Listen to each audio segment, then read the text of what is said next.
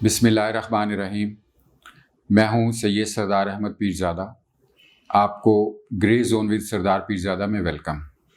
افغان حکومت کے ایک وفد نے 2 دن قبل لندن میں نواز شریف سے ملاقات کی ہے۔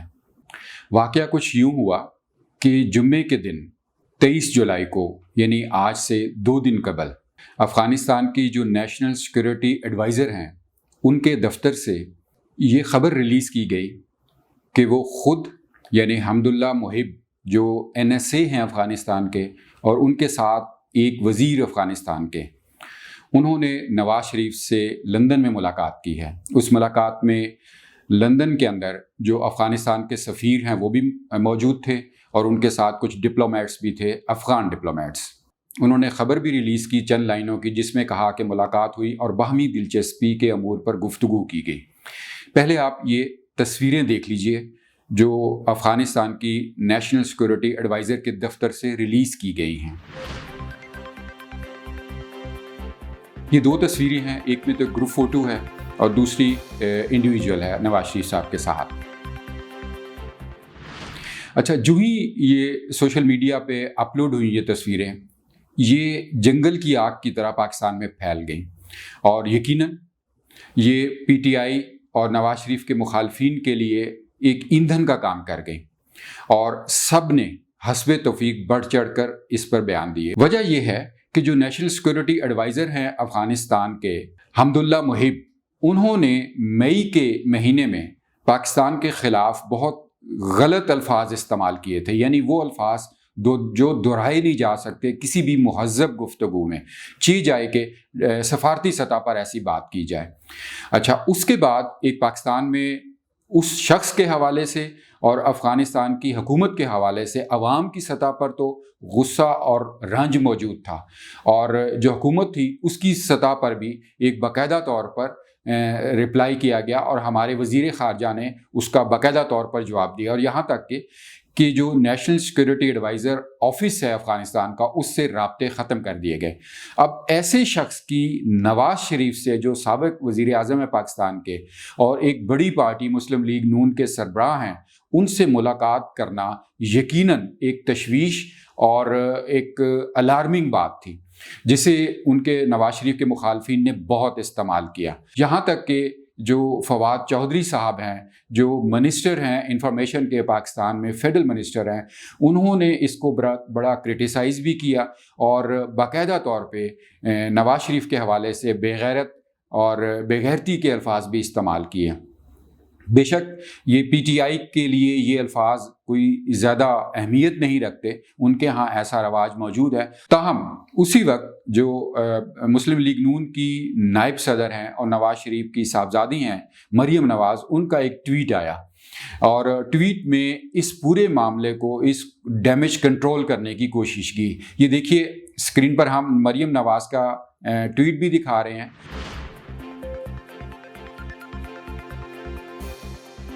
اب اس واقعات کے بعد یقیناً یہ بڑی حیرانگی کی بات تھی کہ جو نواز شریف ہیں وہ ایک بہت میچیور پولیٹیشین ہیں، 3 دفعہ پاکستان کے وزیر اعظم رہ چکے ہیں، تو یہ توقع کرنا کہ نواز شریف صاحب سے یہ ملاقات جو ہے انجانے میں ہو گئی، شاید غلط ہوگا۔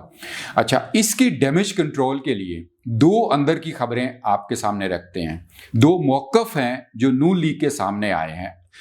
پہلا موقف یہ سامنے آیا کہ جو NSA افغانستان کے ہیں، ان کی ملاقات اس واقعے سے قبل طے پا گئی تھی نواز شریف کے ساتھ جو انہوں نے مئی میں بیان دیا تھا، یعنی کئی مہینے پہلے انہوں نے یہ ملاقات طے کر لی تھی، اور اب اس کو ختم کرنا آپشن نہیں تھی۔ شاید اس بیان میں اتنا وزن نہیں ہے، کیونکہ دیکھا جائے تو نواز شریف صاحب اس وقت کوئی آفس ہولڈ نہیں کرتے، کوئی پرائم منسٹر نہیں ہے، پریزیڈنٹ نہیں ہے کسی ملک کے، کہ ان سے کئی مہینے پہلے کوئی ملاقات طے کی جائے اور اب وہ ختم نہ کی جا سکتی ہو، لہٰذا اس بات میں اتنا وزن نہیں ہے۔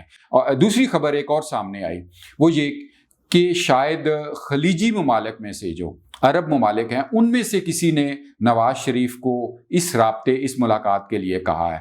شاید یہ بھی اتنا اہم نہیں رہا، کیونکہ آپ دیکھیے کہ پہلی بات یہ کہ جو افغانستان کی حکومت ہے اس وقت وہ بالکل ڈاواڈول ہے اشرف غنی کی حکومت. وہ آج گئی کہ کل گئی، کیونکہ طالبان نے قطر میں جو ان کی نیگوسیشن چل رہی ہیں انہوں نے یہ بات سامنے رکھ دی ہے کہ اشرف غنی کی حکومت جائے گی تو ہم معاہدہ کریں گے.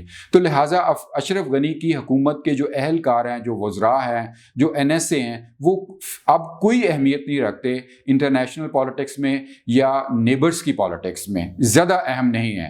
دوسری بات یہ کہ نواز شریف صاحب خود بھی اس وقت کوئی بہت بڑے سٹیک ہولڈر نہیں ہیں پاور کے اعتبار سے. بے شک وہ ایک بہت بڑی پارٹی کے سربراہ ہیں، لیکن حکومت ان کے پاس نہیں ہے.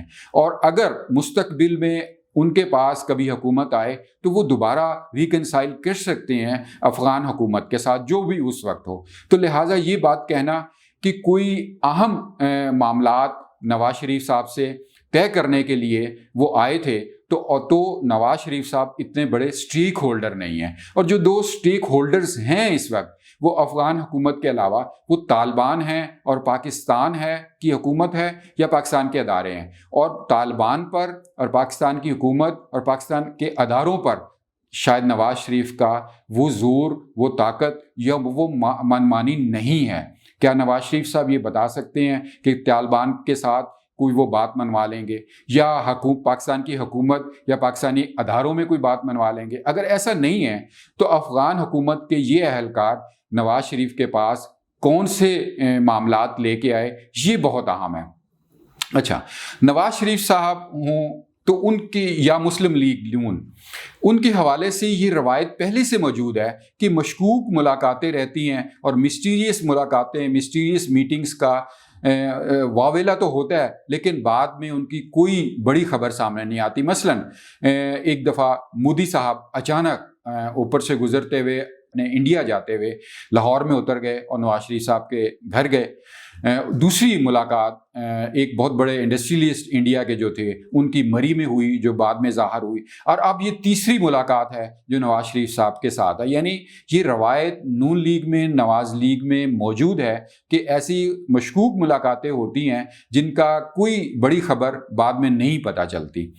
اچھا، اس بارے میں چونکہ یہ شخصیت اگر جنرلی اشرف غنی صاحب ہوتے یا کوئی اور افغانستان کے اہلکار ہوتے جس نے پاکستان کے حوالے سے ایسی بری زبان استعمال نہ کی ہوتی تو عوام کی سطح پر شاید اس کو ڈائجسٹ کرنا بہت آسان ہوتا. لیکن اگر دیکھا جائے تو نون لیگ کے خود لوگ اس وقت بہت ڈیفینڈنگ پوزیشن پر آئے ہوئے ہیں، بہت دفاعی پوزیشن پر آئے ہوئے ہیں، اس حوالے سے بہت جواب نہیں دے پا رہے.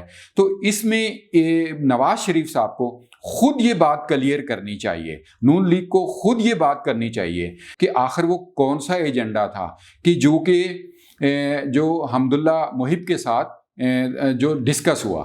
اچھا، یہاں ایک بات رکیے کہ یہ بات اب سمجھ آ رہی ہے کیونکہ اس ملاقات جو 23 تاریخ کو ہوئی ہے اس سے 3 روز قبل 19 تاریخ کو آزاد کشمیر میں انتخابی مہم کا آخری دن تھا مسلم لیگ نون کا. اس دن LOC کے قریب جو فارورڈ کہوٹا انتخابی حلقہ ہے وہاں مریم نواز اپنے انتخابی جلسے کی انتخابی جو تحریک ہے، مہم ہے، اس کا اختتامی جلسہ کر رہی تھی. وہاں انہوں نے دیگر گفتگو کرتے کرتے اچانک یہ بیان دیا، یہ تقریر کی کہ پاکستان کو افغانستان سے معافی مانگنی چاہیے کہ جو افغان سفیر کی بیٹی کے ساتھ واقعہ ہوا. حالانکہ اس وقت تک جو پاکستان کی حکومت ہے اس کے انٹیریئر منسٹر اور جو اسلام آباد کے IG پولیس ہیں، پولیس سربراہ ہیں، انہوں نے جو پاکستان کے NSA ہیں اور جو پاکستان کے فورن منسٹر ان کی موجودگی میں یہ بیان دیا تھا، یہ بتایا تھا، یہ ثبوت دیا تھا کہ یہ واقعہ اس طرح نہیں ہوا اور یہ غلط بیان کیا گیا افغان ایمبیسی اور ان کی بیٹی کی طرف سے، اور وہ جو الزام لگائے ہیں پاکستان پر وہ غلط ہے. اس کے باوجود مریم نواز نے معافی کا مطالبہ کر دیا.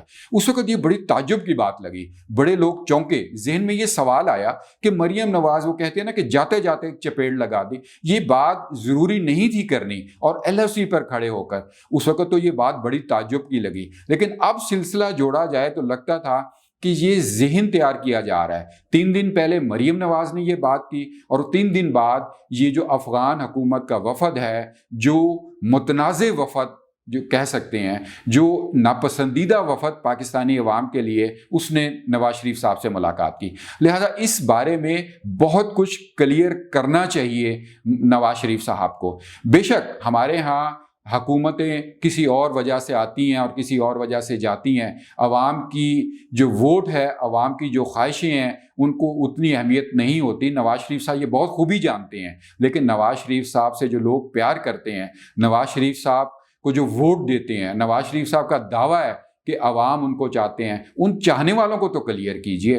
کیونکہ میں یہاں ایک وہ واقعہ ہسٹری کا جو لٹریچر کا ہے سن رکھا ہے آپ سب نے. شیکسپیئر کا ایک بڑا مشہور ڈرامہ ہے جولیس سیزر. اس میں جولیس جو رومن کا بادشاہ تھا، سپہ سالار تھا، وہ پوری دنیا کو فتح کر رہا تھا. آخر میں وہ اپنے جو پارلیمنٹ تھی وہاں اس کو بہت زیادہ اس کو احتساب کا سامنا کرنا پڑ رہا تھا. اس کو بہت زیادہ متنازع ہو گیا تھا اور یہاں تک کہ اس کو قتل کرنے کی کوشش کی جا رہی تھی. اس کا ایک بڑا بااعتماد دوست تھا جس پر وہ آنکھیں بند کر کے اعتماد کرتا تھا. اس کا نام بروٹس تھا.